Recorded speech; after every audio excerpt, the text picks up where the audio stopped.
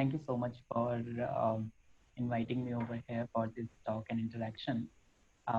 As mentioned, my name is Rahul and I'm from India. Currently, I'm the founder of Gandhinagar Queer Pride. So it's a very new organization, pride organization, which works towards building a safer and inclusive space in the capital city of Gujarat, which is Gandhinagar. Besides that, I also work with InterPride as the regional representative of Region 19. So Region 19 has like 28 countries and Asian countries. So my job is to act as a link between InterPride and Region 19 member organization. Also, I'm on the committee chair of hiring committee, so helping the enterprise to recruit the candidates for different roles and jobs. Yeah. What made you, if I may ask, it was not on the list of questions, what made you go for, Pride Global, Pride.com? What made you, convince yourself to go in specific Pride events or organizations? For global pride. Yeah, yeah, because you are the Well, spokesperson. yes. See, when I saw the situation because of this pandemic, more than 500 prides have been cancelled and postponed, and even in India, many prides have been postponed. Until when, nobody knows. Uh, so I think it was really, really important, and people were actually getting demotivated because Pride is one such event. It's not only for the celebration, but also because, as I mentioned, like first Pride was the protest, and it still is, right? Protest for our rights and protest against the atrocities of the government. So all seeing all these things, and we decided that we are going to go for global pride, and this is what my effort was, to include as many organizations as possible to invite them to participate in global pride. And fortunately we got a huge number of participation for global pride. So yeah, the main agenda was to make people feel that you're not alone. We all are in this situation together, and we stand with each other in solidarity. That was the main bottom line, I would say. Before the COVID took place, was there already a lot planned for this year or certain programs that you said, I want to do this year, it's on the agenda? Oh, absolutely. We had a number of plans. So as I mentioned that Gandhinagar Pride is very new. It's not even a year. And our first Pride was Gandhinagar Queer Pride Parade, which was on 9th February 2020. And just after that, COVID happened. So we had plans to organize a queer cultural festival, which we aimed to organize even on a larger scale than Pride Parade in May 2020. But then this COVID thing ruined everything. We also had plans to have a skill development program and workshop for those people who are not, who are actually less privileged, who could not get, education. So our aim was to provide them the basic skills so that they can find some jobs for their survival. So we still are working on it. Although we won't be able to have it in physical, but then we are planning to have it online. So besides going online, because that's what a lot of people Mhm. do when it comes to, social distancing, Yes. do you have other alternatives? If people say we want to come together, nevertheless, how can we organize this? Well, to be honest, like if I can talk about the situation in India, where we have 90,000 cases per day, positive cases per day, it's really, really very risky if we ask people to come together physically. The only option we have, because at the same time we also have to make sure that people are safe, because safety is the priority. So as of now, we are not allowed to, have a get together. So the only option we have is having all these events online. Can I, if you say online, would that be like live streaming or virtual reality or in a digital space? A mix of all, actually. So and we have been organizing online events. So we had live sessions, Instagram live sessions, Facebook live sessions, then Zoom meetings we had. Live sessions basically, because there are a number of topics which people don't want to talk about and they still consider this as taboo. So we ask the experts in those fields to have a live session with us. We also ask them to have a closed session with us because not many people are comfortable in speaking in open. So we had that too, a closed session.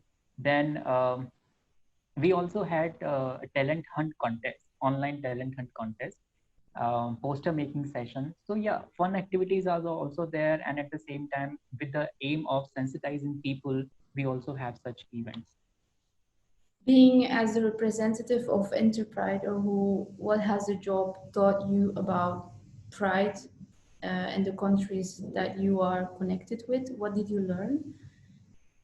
Well, first and foremost, being representative of Enterprise is a huge, huge responsibility, I must say, and certainly Enterprise has taught a lot. Um, because earlier my perspective was within India. I could not see beyond India, but when I see situation beyond India in all those countries which I mentioned, like in some of the countries, some of those 28 countries, we do not have even a single representative from those countries, right? So the situation is even worse than India, and that's how my perspective changed. That's how now I'm trying my best to have at least say one representation from all the countries.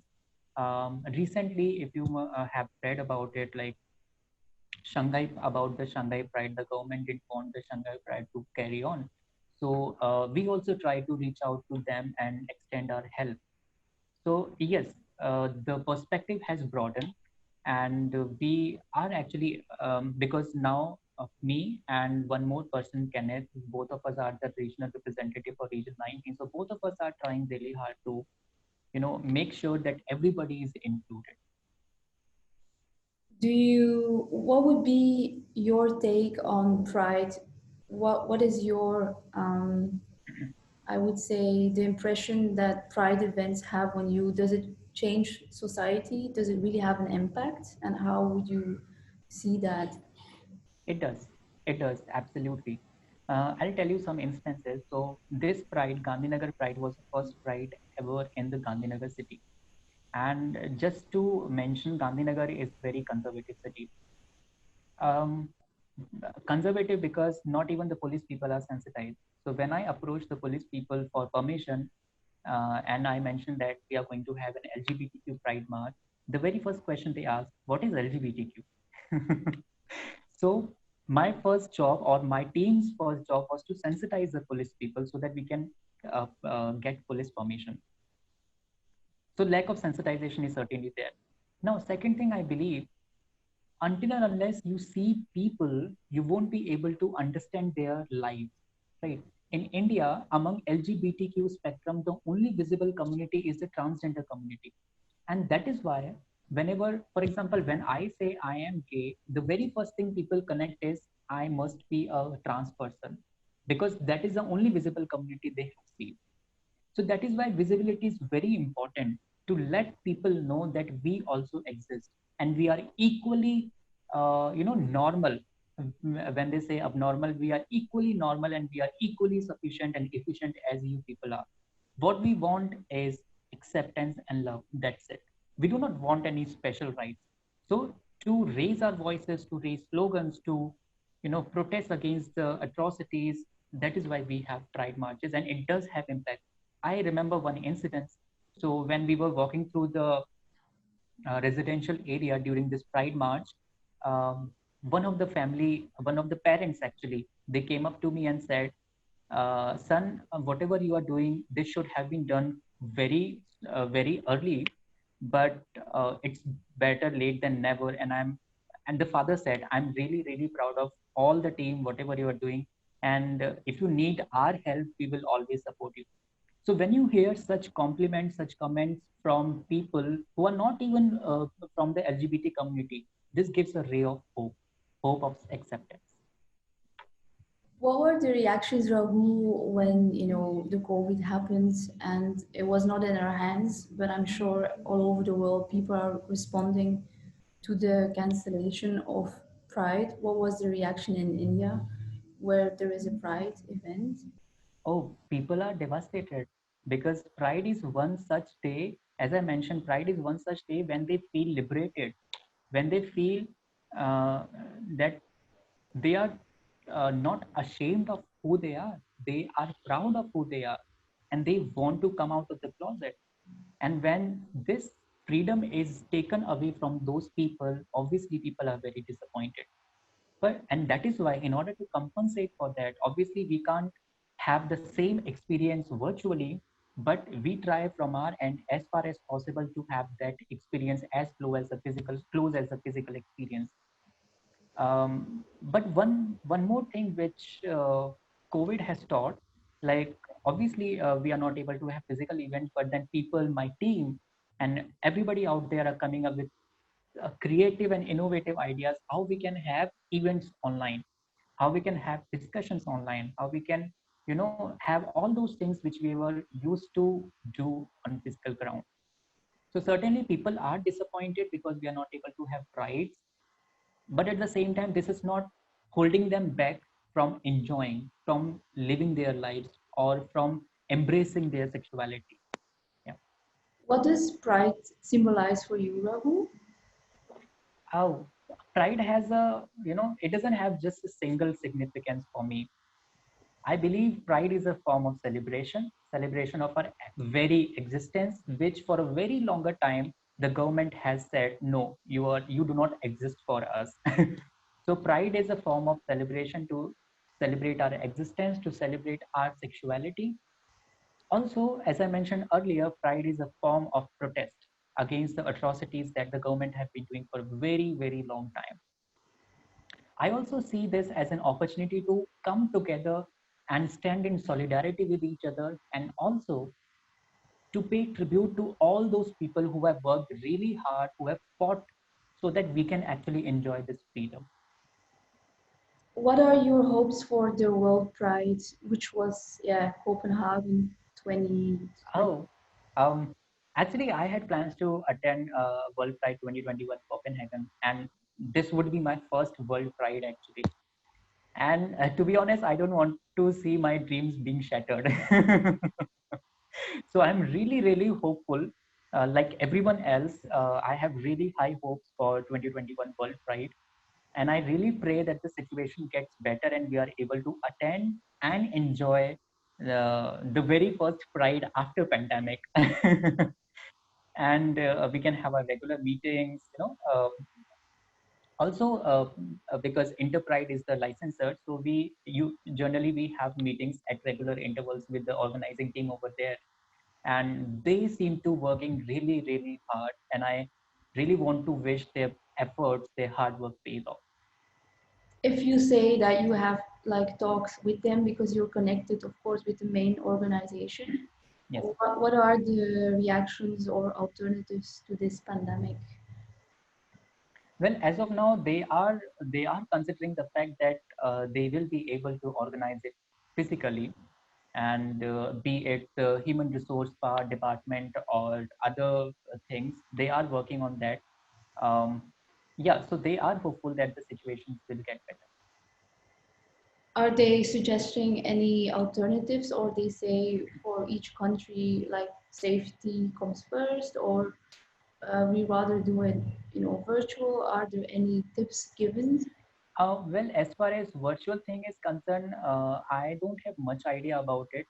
The last meeting I attended, it was discussed that those people are working to organize it physically. Yeah. What has it changed your work or organization for the future now that we know that there's a pandemic going on, Um, or the well, way? it has changed a lot, and not just the working of the organization, but the lives of the people actually, and that is even more worse concern. And this is, I would say, one of the biggest worries that people are losing their job. Even some of the team members, they have lost their jobs. So the first and foremost priority would be to help them sustain during this time. And second thing is LGBTQ people who were out to their families and the families did not take it very nicely. Now, because of this pandemic, they are forced to live with their families, and there is this constant, mental torture and whatnot. In fact, I'll give you one example. Like recently, it happened a week ago with one of my friends. She was kicked out of her house because she identifies herself as trans man. So we rescued her. We are looking actually for providing her accommodation. So these things are actually increasing in this pandemic, and this is one of the biggest worries which we are having. Besides that, as far as the working is concerned, so certainly earlier we used to have at least one get together and meeting in a month and one event in a month, but now everything is virtual. But one thing I would say, what this pandemic has taught is, now we are very much concerned on our expenditure, on how to manage our fundings, our finances. This is something which is, I would say, very important, because we never know when we'll require these fundings. Because 2 months ago we also had a donation drive so that we can collect donation from people and provide some basic essential necessities to the people who are in need of those. If we're talking about financial help, if you could pick one goal, like you say, this is what we need the most, if we had that money, what would it be? What would be the priority? Oh, If you could choose any. I would say ration and medical aid, basic medical aid.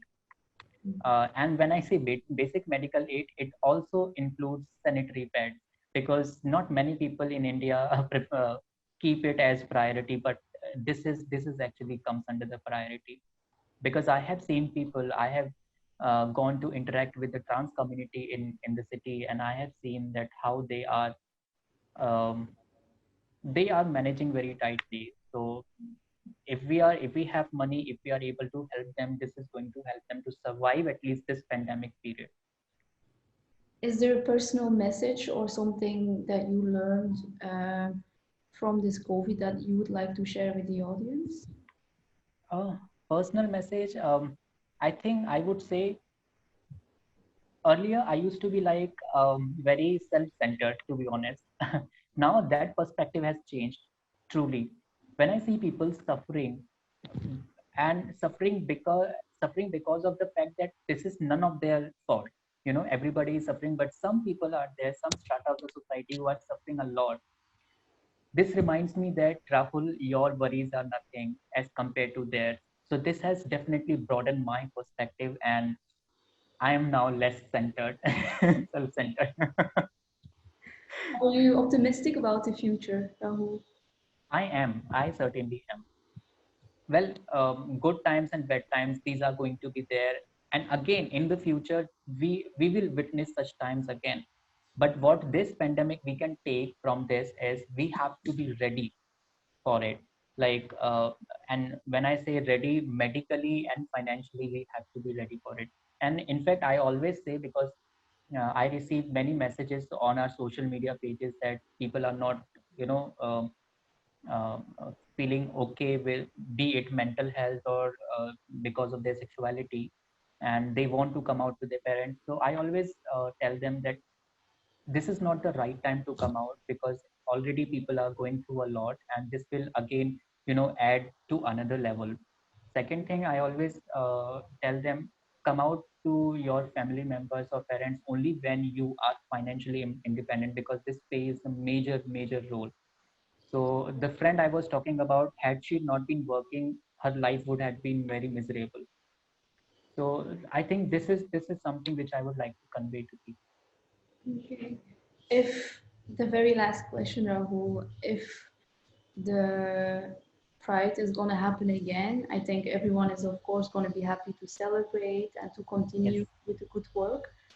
Um, what would be the first thing that you would plan into the Pride if you could dream? Or Okay. So to be honest, like considering the current situation, as I mentioned, when India is getting like 80 to 90,000 positive cases per day, I'm not really sure that if we will be able to have Pride parades in 2021, at least not in the first half of the year. If we can have Pride parades or Pride events in the second half of the year, certainly, um, our first priority would be the safety of the people. We won't be compromising on that. And as far as the event is concerned, so we will be working on our very ambitious event, which is Queer Cultural Festival. So I think that would be our first event which we would like to organize after this pandemic. Do you have an idea in India, like in how many provinces Pride already exists and how you or how many others you want to reach? Do you have a number or? I don't have an exact number, but what I can say is uh, new like even the smaller cities are coming up with their own pride. Those cities of which not many people are aware of, they are coming up with their own prides, and this is really fascinating. But to give a rough figure, I think this is safe to say that we have in India more than 30 prides in different parts of the country. Yes. Sounds very promising. I would Yeah. keep up the good work. It sounds Thank very you so nice. much. Thank Thank you. you so much for the interesting interview, and I'll stay in touch when it's Sure. gonna be published. Is that okay? And also Sure. another one I would like to ask: can you send me a very nice portrait of yourself, a picture? We will put it next to the interview. I will send. Okay, thank you so much, Abu. Thank you. Be safe. Bye. You too. Bye.